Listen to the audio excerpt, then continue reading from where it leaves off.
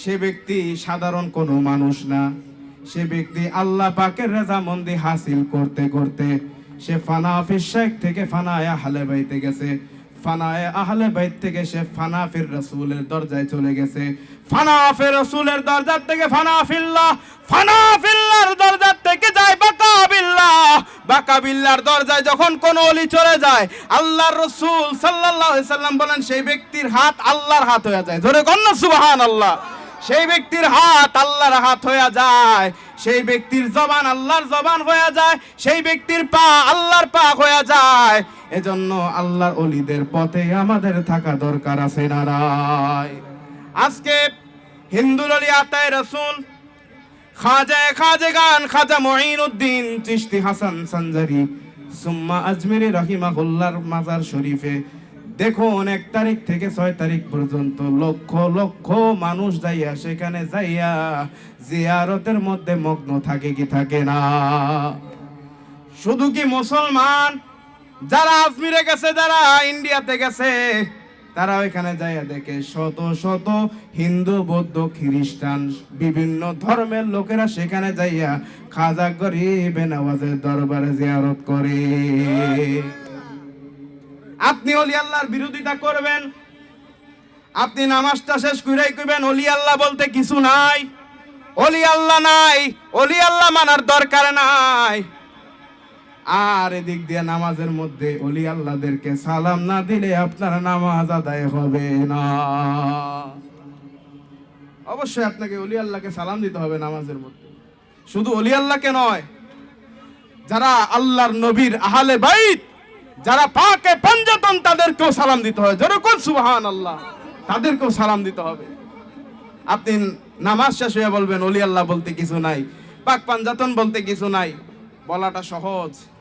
মনে রাখবেন আল্লাহ রব্বুল আলামিন আমাদেরকে একটি কনস্টিটিউশন দিয়েছেন, একটা কিতাব দিয়েছেন। সেই কিতাবের নাম কি? কথা কয় না, নাম কি? এবার আমি আপনাদেরকে একটা প্রশ্ন করি, যারা পড়াশোনা করছেন, আপনাদের বছরের শুরুতে একটা বই দেওয়া হয় কিনা সরকারের ঘর থেকে? বই দেওয়া হয় কি হয় না? এখন এই বই দেওয়ার পরে কোন ছাত্ররা যদি বলে তুমি এটা আমি তোমার দিয়ে দিলাম, তুমি এটা পড়া তুমি রেজাল্ট ভালো করবা যে কোনো মূল্যে হোক, আচ্ছা আপনারা বলেন সে কি কোনোদিন রেজাল্ট ভালো করতে পারবো? কথা কয় না। তার কাছে তো বই আছে, পারবে না কেন? কারণ কি? তার কারণ হচ্ছে যে তার একজন গুরু নাই, তার শিক্ষক নাই, যে তাকে গাইডলাইন্স দেখাই দিবে, যে তাকে বুঝাই দিবে যে এভাবে এভাবে চলো, এভাবে এভাবে প্রশ্নগুলো পড়ো। এগুলো খুবই গুরুত্বপূর্ণ। এই প্রশ্নগুলো যদি ভালোভাবে রিভাইজ দাও পরীক্ষার মধ্যে ভালো রেজাল্ট করতে পারবা। এগুলো বলার মতো তার শায়েখ নাই, সেজন্য সে পুরাটা বই পড়ছে। পড়ার পর সে যখন মাথা গুলায় ফেলার পর তার মাথায় আর কোনো কিছু নাই, সেজন্য পরীক্ষার মধ্যে আন্ডা গোল্লা, পরীক্ষার মধ্যে আর ভালো কিছু করতে পারে না। ঠিক তদ্রুপ কোরআন পড়ে অনেকে বিভ্রান্ত হবে, কোরআন পড়ে আল্লাহকে পাবে, কোরআন পড়ে শয়তানের পথে যাবে। কিন্তু এই কোরআনকে বুঝতে গেলে, কোরআনকে জানতে গেলে, কোরআনকে শিখতে গেলে, কোরআনের পথ মত দর্শন মোতাবেক যদি নিজের জীবনকে পরিচালিত করতে হয়, হক্কানি আউলিয়া ইকরামদের পথে আমাদের চলতে হবে। কথা কোন ঠিক কিনা? আউলিয়া ইকরাম এই দেশের মধ্যে ইসলাম এনেছেন, এই দেশের মধ্যে ইসলাম এনেছেন হযরত শাহজালাল, এই দেশের মধ্যে ইসলাম এনেছে হযরত শাহপরান, এই দেশের মধ্যে ইসলাম এনেছে হযরত নাসিরউদ্দিন সিপাহসালার, এই দেশের মধ্যে ইসলাম এনেছেন খাজা খান জাহান আলী, এই দেশের মধ্যে ইসলাম এনেছেন হযরত বাইজিদ বুস্তামি, এই দেশের মধ্যে ইসলাম এনেছেন হযরত গাসুদারাস কেল্লা শহীদ রহমাতুল্লাহি আলাইহি, ঢাকার জমিনে ইসলাম এনেছেন হযরত শাহ আলী বুগদাদি রহমাতুল্লাহি আলাইহি, হযরত শরফুদ্দিন চিশতি, হযরত গোলাপ শাহ বেহেশতি রহমাতুল্লাহি আলাইহি। অথচ তাদের মত, তাদের পথ, তাদের দর্শনকে না মেনে আমরা যদি ইসলাম মানতে যাই, বিভ্রান্ত হওয়া ছাড়া আমাদের কোনো গতি থাকবে না। অবশ্যই আমাদেরকে ওলি আল্লাহদের পথে থাকতে। এই ভাই একো কমান একো দিয়ে দিছে একবারে মাথা মুতা খারাপ করে। আল্লাহু আকবার জোরে কোন, আরো জোরে কোন আল্লাহু আকবার। ওলি আল্লাহদের পথে থাকা দরকার আছে না নাই? কথা কেন আছে না নাই? ওনাদেরকে না মানলে ইসলাম সহজে বুঝতে পারবেন? কথা কেন সহজে বুঝতে পারবেন না। আমি তো বলেছি এই কোরআন অনেককে বিভ্রান্তের দিকে নিয়ে যাবে, এই কোরআন অনেককে আল্লাহ এবং তার রাসূল পর্যন্ত পৌঁছে দিবে। কিন্তু সেটা পৌঁছাবে কিভাবে? সেটা পৌঁছাবে একমাত্র আউলিয়া ইকরামদের পথে গেলে। এই দেশের মধ্যে খাজা বাবা গরিবে নওয়াজ মাইনুদ্দিন চিশতি, মাইনুদ্দিন ও মিল্লাত হযরত খাজা গরিবে নওয়াজ মাইনুদ্দিন চিশতি রহমতুল্লাহ আলাই একজন নয়, দুইজন নয়, তিনজন নয়, 90 লক্ষ বেদিনকে কালেমা পড়ায় মুসলমান বানাইছে। কতজন? কথা কয় না, কতজন? 90 লক্ষ। আপনি 90 লাখ বাদ দেন, 1000 মানুষেরই কথা ধরেন, আপনি কতজন মানুষকে কালেমার পথে আনছেন বলেন? কথা কয় না। আপনি আমি ওয়াজ কইরা একজন মানুষকে নামাজের পথে আনতে পারি না। আজকে আমরা ওয়াজ কইরা একজন মানুষকে দ্বীনের পথে আনতে পারি না, তাসাউফের পথে আনতে পারি না, আল্লাহ এবং তার রাসূলের পথে আনতে পারি না। কিন্তু খাজা বাবা গরিবে নওয়াজ মাইনুদ্দিন চিশতি কিভাবে সম্ভব? How it's can be possible? কিভাবে সম্ভব যে একজন মানুষ 90 লক্ষ বেদিনকে কালেমা পড়ায় মুসলমান বানাইছে? তার কারণ হচ্ছে খাজা বাবা গরিবে নওয়াজ মাইনুদ্দিন চিশতি যখন হিন্দুস্তানের জমিন থেকে দিল্লির রাস্তা দিয়ে যখন হাইটা গেছে, যারা একবার তার চেহারা মোবারকের দিকে তাকাইছে, তাকাইতে দেরি হয় আল্লাহর হাবিবের কালেমা লা ইলাহা ইল্লাল্লাহু মুহাম্মাদুর রাসূলুল্লাহ সাল্লাল্লাহু আলাইহি সাল্লাম পয়রা তারা কালেমা পড়তে দেরি হয় নাই। ধরে বলুন সুবহানাল্লাহ।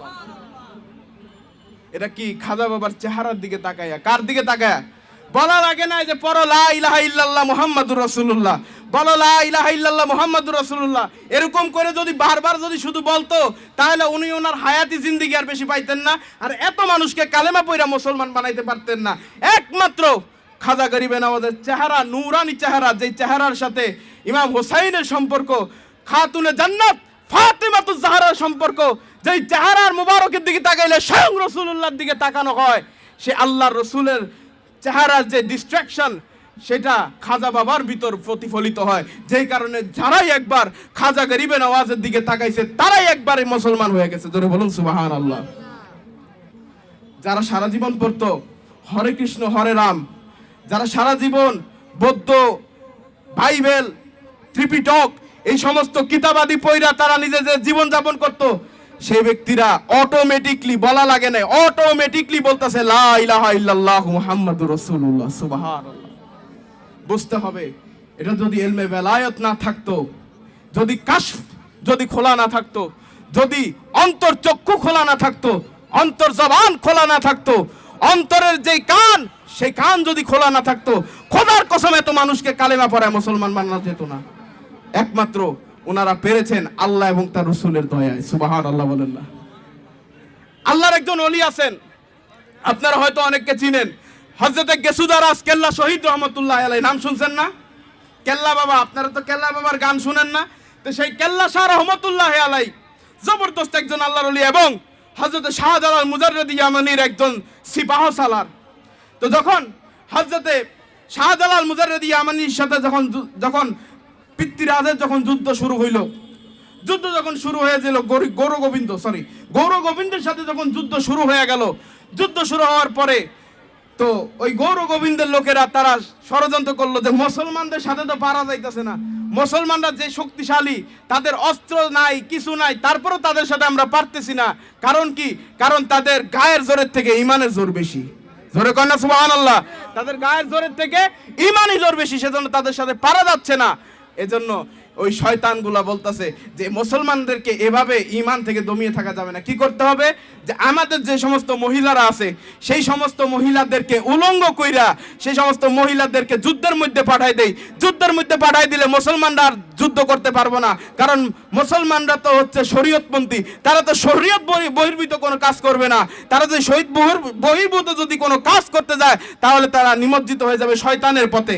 এবার যখন শয়তানগুলো ওই চিন্তা কইরা যখন মহিলাগুলো রাস্তায় ছেড়ে দিল উলঙ্গ অবস্থায়, হযরতে গেসুদারাস কেল্লা শহীদ রহমতুল্লাহ আলাইহি তিনি বলতেছে, আল্লাহ জীবনে কোনোদিন শরীয়ত বিরোধী কাজ করি নাই, জীবনে কোনোদিন নামাজ ছাড়ি নাই, জীবনে কোনোদিন রোজা ছাড়ি নাই, জীবনে কোনোদিন হজ ছাড়ি নাই। আয় আল্লাহ, আজকে যদি শরীয়ত বিরোধী কাজ করতে যাই, আয় আল্লাহ কিয়ামতের ময়দানে তোমার সামনে কি জবাব দিব? সেজন্য আমার দেহ থেকে আমার কল্লাকে আলাদা করে দিলাম। দেহ থেকে কল্লা আলাদা করে দেওয়ার পরে তিনি অটোমেটিকলি যত মহিলা আছে সমস্ত মহিলাদেরকে কাইটা কাইটা তাদেরকে জাহান্নামে পাঠিয়ে দিতেছে। দেহ থেকে কি কল্লা আলাদা কইরা দিছে। কল্লা আলাদা কইরা দেওয়ার পরে তো যুদ্ধ যখন পুরা কমপ্লিট হওয়ার পরে হযরতে গেসুদারাস কেল্লা শহীদ রহমতুল্লাহ আলাইহি যে কল্লা মুবারক কল্লা মোবারকের কথা মনে আছে তো আপনাদের? সেই কল্লা মোবারক পড়ছে তিতাস নদীতে। কোন নদীতে? কথা কয় না, কোন নদীতে? এই নদীতে কল্লা ঘুরা ফিরে আইতে আইতে আইতে আইতে আইছে কোন জায়গায়? ব্রাহ্মণবাড়িয়া। কোন জায়গায় আইছে? তো ব্রাহ্মণবাড়িয়া, নাম তো বুঝেনি তো, ব্রাহ্মণবাড়িয়া, যেখানে ব্রাহ্মণদের বসবাস।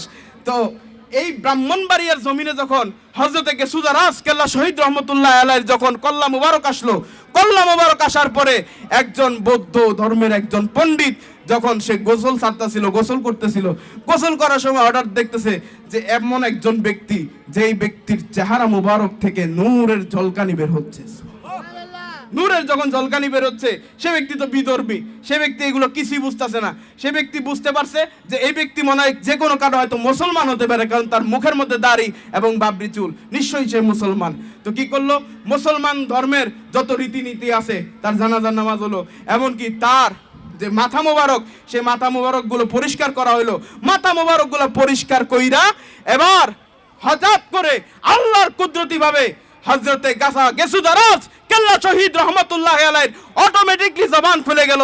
জবান খুলে যাওয়ার পরে তিনি বলতেছে, তুমি আজকে আমাকে এভাবে আদর আপ্যায়ন করো তোমরা আমার এই এলাকার লোকেরা, আমি এর ঋণ কোনোদিন শোধ করতে পারবো না, কিন্তু আজকে তোমাদেরকে এমন একটা আমানত আমি দিব, যে আমানত যদি তুমি ধরে রাখতে পারো, আল্লাহ পাক তোমাকে দুনিয়া এবং আখিরাতের মধ্যে মালামাল বানায় দিবে। সেটা কি? সবাইকে বললেন, সবাই বলো লা ইলাহা ইল্লাল্লাহু মুহাম্মাদুর রাসূলুল্লাহ সাল্লাল্লাহু আলাইহি ওয়াসাল্লাম। জোরে বলুন সুবহানাল্লাহ। সাথে সাথে সেখানে সমস্ত বিধর্মীরা কালেমা পয়রা মুসলমান হয়ে গেছে। সুবহানাল্লাহ।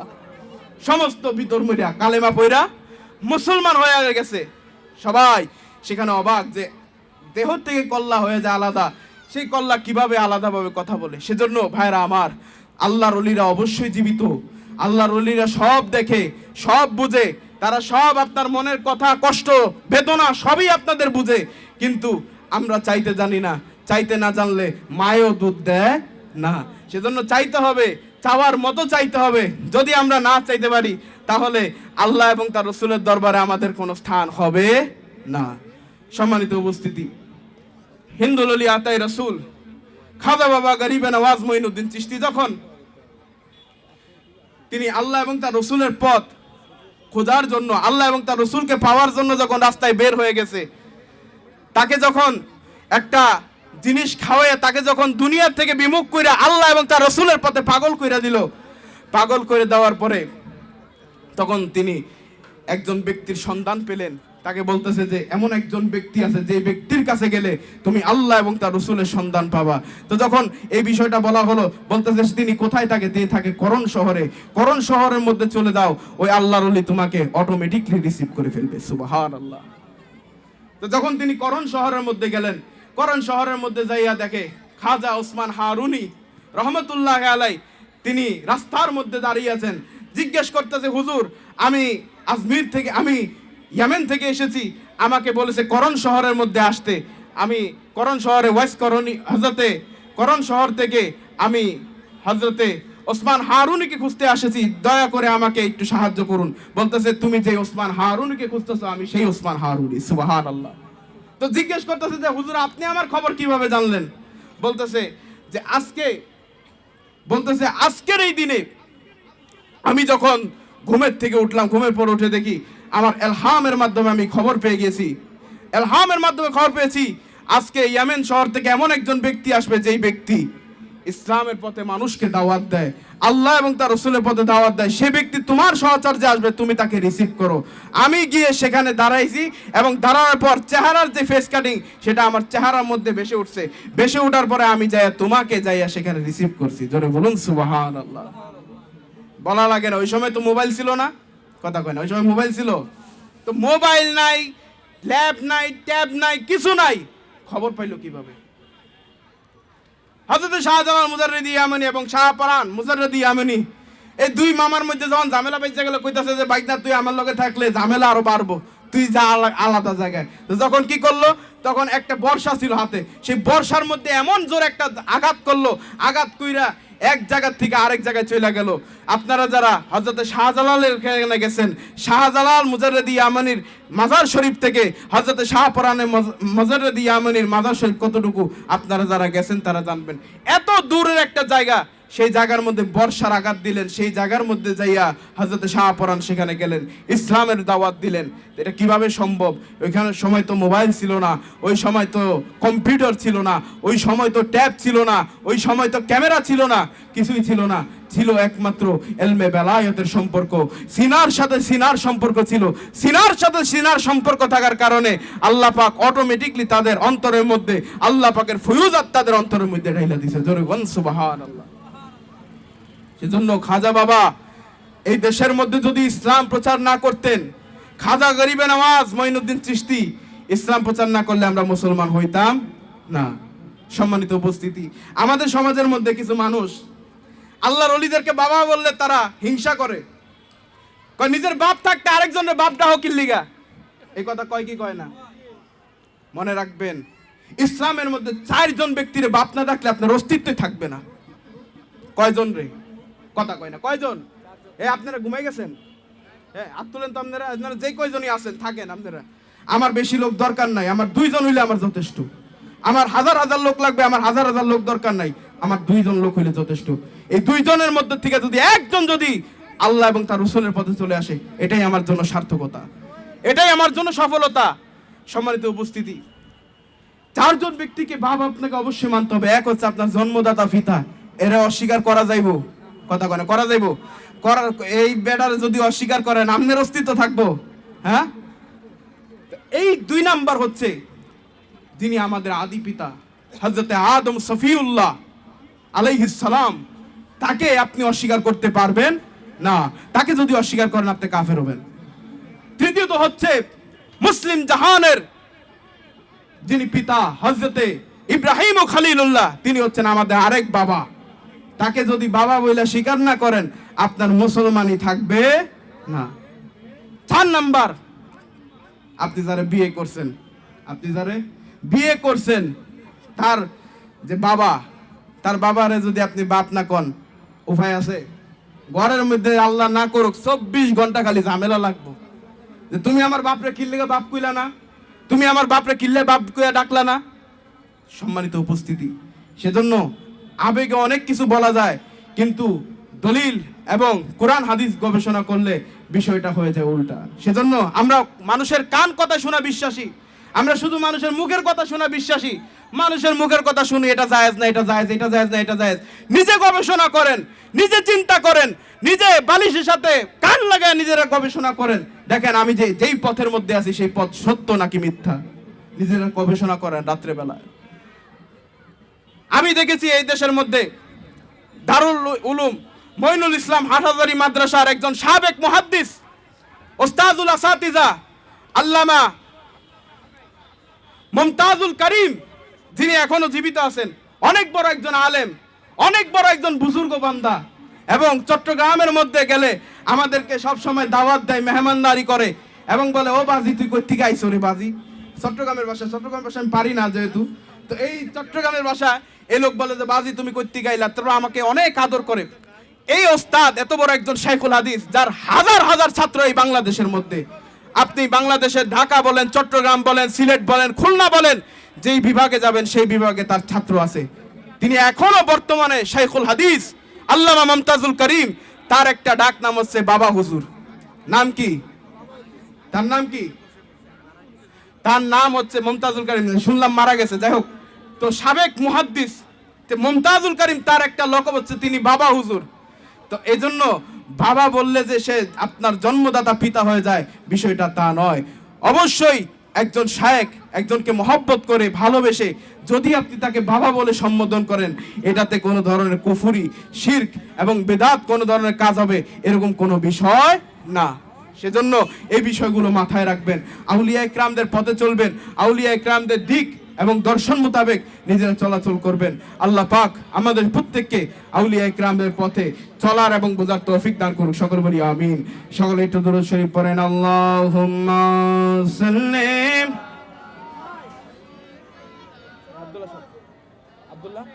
আব্দুল্লাহ ভাই ওয়া আলা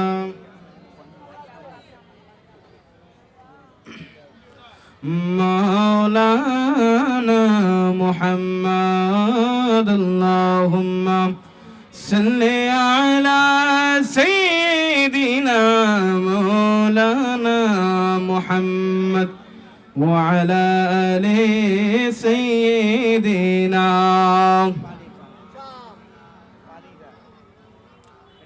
সকলে বলি আলহামদুলিল্লাহ। আর যখন আলহামদুলিল্লাহ। আমরা আজকে এই ওলি আল্লাহদের দরবারে এসেছি।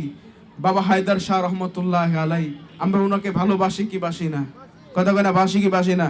আমরা ওনাকে মহব্বত করি, ভালোবাসি, শ্রদ্ধা করি, ভক্তি করি। এটা আমাদের কারো বলা লাগে নাই, অন্তর থেকে অটোমেটিকলি চালু হয়ে যায়। আজ পর্যন্ত যতগুলো আলেম এখানে এসেছে, প্রত্যেকটা আলেমই যখন প্রথমে এই দরবারে আসতো, তারা মনে করতো যে তিনি নামাজ পড়তো না, রোজা রাখতো না, তিনি কিসের ওলি। কিন্তু যখন ধরা খাইছে, ধরা খাওয়ার মতো যখন ধরা খাইছে, সব মানতে রাজি হয়েছে, সব তাদের বাইর হয়ে গেছে। তিনি বিশ্বাস করছে যে না, অবশ্যই তিনি একজন মজ্জুব হালতের ওলি, এতে কোনো সন্দেহ নাই। হযরত হায়দার শাহ রহমতুল্লাহ আলাই নিজের চর্মচোখে দেখেছি। তিনি রাস্তাঘাটে হাঁটাফেরা করতেন, রাস্তাঘাটে চলাফেরা করতেন সাধারণ মানুষের মতো, কোনোদিন কারো বিরোধিতা করে নাই, জীবনে কাউকে একটা আঘাত করে নাই, মানুষের মনে কষ্ট দেয় নাই, মানুষের মনে বেদনা দেয় নাই, মানুষকে ভালোবাসা দিছে। এমনকি সব সময় মানুষকে দূরে সরাই দিত। মানুষের থেকে কিভাবে দূরে সরা যায় তিনি সেজন্য কি করতেন? ময়লার মধ্যে চলে যাইতেন। কোথায় চলে যাইতেন? ময়লার মধ্যে যা বসতেন। আপনি আর আমি কি কোনোদিন ময়লাতে বসমু? কিন্তু তিনি বসতেন। কেন বসতেন? যেন মানুষ যেন তার কাছে না আসে। কিন্তু মানুষ ময়লাকে উপেক্ষা কইরা, সমস্ত কিছু উপেক্ষা কইরা ওই ময়লার মধ্যেই তার সামনে বসতো। আমি জানতাম হযরত হায়দার শাহ রহমতুল্লাহ আলাই, আপনারা তো হয়তো একজন ব্যক্তিকে চিনেন, হযরতে নুরুল ইসলাম ফারুকী রহমতুল্লাহ আলাই। হুজুরকে সবাই চিনেন। চ্যানেল আইতে আমরা রমজানের সময় ইফতারের আগ দিয়ে যে কাফেলা অনুষ্ঠান দেখতাম, সে কাফেলা অনুষ্ঠানের মধ্যে যিনি উপস্থাপনা করতেন হযরত নুরুল ইসলাম ফারুকী রহমতুল্লাহ আলাই। তিনি যখন একবার উমরার মধ্যে গেলেন, উমরার মধ্যে যেয়ে দেখতেছেন তিনি তাওয়াফ করতেছেন, তাওয়াফের মধ্যে যে দেখতেছেন বাবা হায়দার শাহ রহমতুল্লাহ আলাই তিনি সেখানে তাওয়াফ করতেছেন। তো তাওয়াফ করতেছেন, তো এখন বর্তমান যে সিস্টেম, যারা হজ করতে যান, ওই হেরামের মধ্যে ঢুকলে আপনাকে অবশ্যই হেরামের কাপড় পরতে হবে। তো হযরতে নুরুল ইসলাম ফারুকী তিনি দেখতেছেন যে বাবা হায়দার শাহ রহমতুল্লাহ আলাই তিনি সেখানে তার এহরাম তো পরা নাই, তিনি বাংলাদেশে যে কাপড় পরছেন ওইখানের মধ্যে সেই কাপড় পরা তিনি এহরাম পরা তাওয়াফ করতেছেন। তো যখন তাওয়াফ করতেছেন, নুরুল ইসলাম ফারুকী সাহেব তিনি বলতেছেন যে আমার তাওয়াফটা শেষ করি, তাওয়াফটা শেষ করার পরে আমি তারপর কথা বলবো। কিন্তু উনার মন মানতেছে না যে না, আমার অবশ্যই তার কাছে যাওয়াটা দরকার। তো যাওয়া যখন দরকার, তিনি যখন সামনের দিকে আগেছেন, সামনের দিকে আগায় দেখে তিনি নাই, হঠাৎ উধাও। তো যখন উধাও হয়ে গেলেন, তিনি সাথে সাথে ফোন দিলেন, আমাদেরই ওস্তাদ আপনাদের এখানে আসেন, মাওলানা নাজমুস সাদাত ফয়জি সাহেব। সরাসরি তারে ফোন দিলেন হুজুরে ফোন দিয়ে বলতেছে যে ফয়জি ভাই আপনার কি অবস্থা? বলতেছে আলহামদুলিল্লাহ। কই আছেন? কয় বাজারে আছি। কয় আমি এরকম ঘটনা, হজের মধ্যে গেলাম হজ করার জন্য, সেখানে হজ করার সময় আমি যাই দেখতেছি বাবা হায়দার শাহ সেখানে তাওয়াফ করতেছে। তো বলতেছে বাবা আবার কবে হজ করার জন্য আসলেন? সুবহানাল্লাহ বলবেন না? তিনি আবার কবে হজ করার জন্য আসলেন? তো এবার নাজমুস সাদাত ফয়জি তিনি বলতেছেন যে আপনি তো দেখতেছেন তিনি এখানে তাওয়াফ করতেছে, আর আমি দেখতেছি তিনি তার ভক্ত মুরিদানদেরকে নিয়ে এখানে রাস্তায় হাঁটাচলা করতেছে। কি করতেছে? রাস্তায় হাঁটাচলা করতেছে। একটা মানুষ কিভাবে এক জায়গার মধ্যে, একজন মানুষ দুই জায়গায় আসা সম্ভব? হযরতে গাউসে পাক আব্দুল কাদের জিলানী রাদিয়াল্লাহু তাআলা আনহু তিনি যখন একবার তার মুরিদ রমজান মাসে তাকে দাওয়াত দিয়েছিল, হুজুর আজকে রমজান মাস, আজকে 27শে রমজান, আজকে যদি শেষ দিন আমার এখানে যদি ইফতার করতেন তাহলে আমি খুব খুশি হইতাম। গাউসে পাক আব্দুল কাদের জিলানী বলতেছে আমি দাওয়াত কবুল করলাম। এবার আরেকজন বক্তা আসলো, বক্তা এসে বলতেছে হুজুর যদি আমার দাওয়াতটা কবুল করতেন তাহলে আমি খুশি হইতাম। কয় দাওয়াত কবুল। এবার যখন আরেকজন আসলো যে হুজুর আজকে তো 27শে রমজান, দয়া করে যদি ইফতারি করতেন খুশি হইতাম। কয় দাওয়াত অ্যাকসেপ্টেড। এভাবে যখন বারবার যখন এরকম করে একজন দুইজন তিনজন আসতেছে, আস্তে আস্তে না হইলেও 70 জন মানুষ এসে তারা দাওয়াত দিছে। তিনি সবাইরে বলছে তোমাদের দাওয়াত প্রত্যেকেরই অ্যাকসেপ্টেড। প্রত্যেকের দাওয়াত কি? অ্যাকসেপ্ট। প্রত্যেকের দাওয়াত কবুল করছে। তো 70 জনের যখন দাওয়াত কবুল করছে, তো এখন ইফতারির টাইম শেষ, সবকিছু শেষ, এশারের নামাজের সময়, তারাবির সময় সবটি বলা বলি করতে কয় জানোস আজকে আমাদের এখানে গাউসে পাক আব্দুল কাদের জিলানী আমার বাসায় এসে আজকে ইফতারি করছে। তো লগের যে বেড়া হে বেড়া কইতে তুমি সাফাবাজি কমায় মাইরো, তুমি সাফাবাজি কম কইরো। আজকে আমার বাসায় এসে ইফতারি করতে আর তুমি কইতাছো হ্যাঁ বলে হয়ে গেছে, ফাইজলামি কইরো না। পরে আরেক তৃতীয় পক্ষের যে লোক সে ব্যক্তি বলতেছে তোমরা দুইজনই সাফাবাজি মারা বন্ধ করো, আজকে আমার বাসায় ইফতারি করছে। এভাবে যখন মারামারি যখন হার বৃদ্ধি পাইতে লাগলো, এভাবে যখন মারামারি যখন বৃদ্ধি পাইতে লাগলো, তখন সবাই দৌড় দিয়ে গেছে গাউসে পাকের দরবারে। গাউসে পাকের দরবারে যায় বলতেছে ইয়া গাউস ইয়া শেখ আব্দুল কাদের জিলানী রাদিয়াল্লাহু আনহু, আজকে আপনাকে আমি দাওয়াত দিয়েছি, আপনি কি আবার দাওয়াতে আসেন নাই? গাউসে পাক বলতেছে আসছি। এবার আরেকজন বলতেছে হুজুর আমি দাওয়াত দিলাম না আপনারে, আপনি না বলছেন আসবেন এবং আসছেন? বলতেছে হ্যাঁ অবশ্যই আসছি। এভাবে যখন বললেন সবাই কনফিউজড, সবাই বলতেছে এটা কিভাবে সম্ভব, একজন মানুষ 70 জন ব্যক্তির দাওয়াত কিভাবে কবুল করতে পারবে এবং 70 জায়গায় কিভাবে উপস্থিত থাকতে পারে। এবার গাউসে পাক তিনি ডাক দিয়ে বলতেছে তোমরা যে এত কথা বলতেছো, আসমানের দিকে তাকাও, আকাশের দিকে, সেখানে যে একটা গাছ আছে, সেই গাছের পাতায় পাতায় আমি আব্দুল কাদের জিলানীর চেহারা মুবারক দেখা যায়। সুবহানাল্লাহ। ওই পাতার মধ্যে তাকায় দেখো, সেই পাতার মধ্যে পাতায় পাতায় গাউসে পাকের দেখা। সেজন্য আল্লাহর ওলিরা চাইলে এক জায়গা থেকে বিভিন্ন জায়গায় সফর করতে পারে, এটা ওলি আল্লাহদের দ্বারা সম্ভব, কোনো সাধারণ মানুষের দ্বারা সম্ভব নয়। সেজন্য ওলি আল্লাহ, গাউস এবং কুতুব যারা, তারা যে কোনো জায়গায় ভ্রমণ করতে পারে, এক জায়গা থেকে বিভিন্ন জায়গায় ভ্রমণ করতে পারে। আল্লাহ পাক তাদেরকে সেই ক্ষমতা দিয়েছেন। আল্লাহ পাক আমাদের সকলকে আউলিয়া ইকরামদের পথে মতে আমাদের সকলকে চলার তৌফিক দান করুক। এবং আজকের এই ওরসের শেষ দিন যারা উপস্থিত হয়েছেন, এই যে এতজন যে মানুষ আপনারা বসছেন, আমি খুবই কৃতজ্ঞ যে আপনারা শীতকে উপেক্ষা করে কষ্ট করে মাটির নিচে বসে আপনারা আলোচনা শুনছেন। আল্লাহ পাক আপনাদের প্রত্যেকের হাজিরিকে কবুল আর মঞ্জুর করুক, সকল বলি আমিন। আল্লাহ পাক আমাদের প্রত্যেকের মনের ইচ্ছা মনের তামান্নাকে পূরণ করুক, সকল বলি আমিন। ওয়া আখির দাওয়ানা আলহামদুলিল্লাহি রাব্বিল আলামিন। আসসালামু আলাইকুম ওয়া রাহমাতুল্লাহ। এরপর যে আলোচনা করবে